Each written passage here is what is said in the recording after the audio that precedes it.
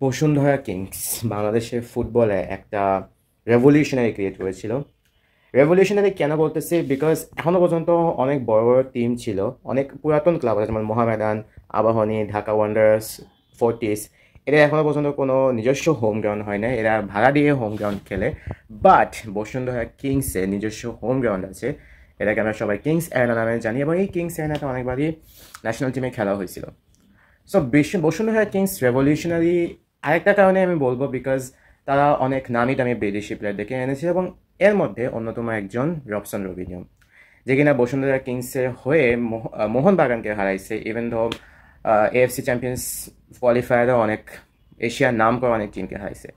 But এই Robson রবিনিয়োকে নিয়ে একটা ঝামেলা লাগে। ঝামেলাটা লাগে কোন সময়? রিসেন্টলি একটা নিউজ পড়ে রবসন রবিনিয়ো নাকি ফিফার কাছে অভিযোগ করে বসুন্ধরা কিংসের এগেনস্টে, যে বসুন্ধরা কিংস তার পেমেন্ট এখনও পর্যন্ত ক্লিয়ার করে নাই। এখন এটা খুবই গুরুতর একটা অভিযোগ, পেমেন্ট ক্লিয়ার না করাটা।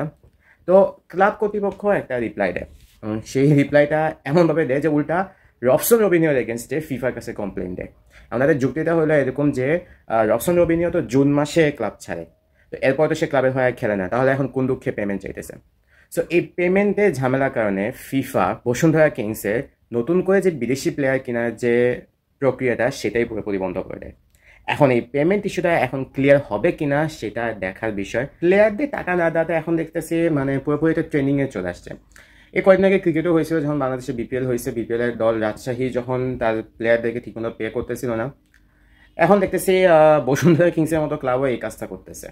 এখন আমি টু বি অনেস্ট জানি না ফুল বিষয়টা, বাট যেহেতু বসুন্ধরা কিংস ফিফার কাছে রবসনের এগেনস্টে অভিযোগ করছে, সো এখানে দুনো পার্টির মধ্যে একটা ব্যালেন্স ক্রিয়েট হয়েছে। এখন দেখা যাক ঝামেলাটা কতটুকু পর্যন্ত গড়ায়।